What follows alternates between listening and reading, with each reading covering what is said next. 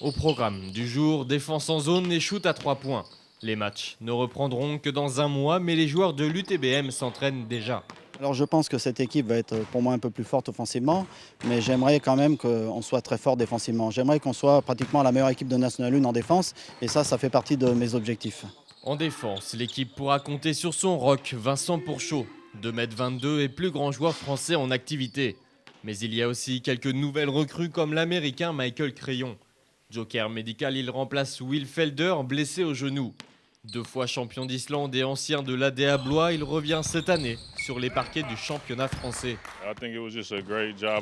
Je crois que c'était une belle opportunité par rapport à ce qui se passe dans le monde aujourd'hui. Je sais qu'ils avaient une équipe costaude et je vais être un bon élément pour eux. Et je voulais revenir en France aussi. J'aime le championnat français. Je voulais partir d'Islande, j'y suis resté 2 ans. Donc oui, je voulais revenir en France pour prendre un nouveau départ. Cette année, le budget du club est de 1,2 million d'euros. C'est légèrement supérieur à l'an dernier, mais l'absence de public pourrait coûter cher. Pour limiter les pertes, un projet dans les cartons en partenariat avec la mairie de Tours.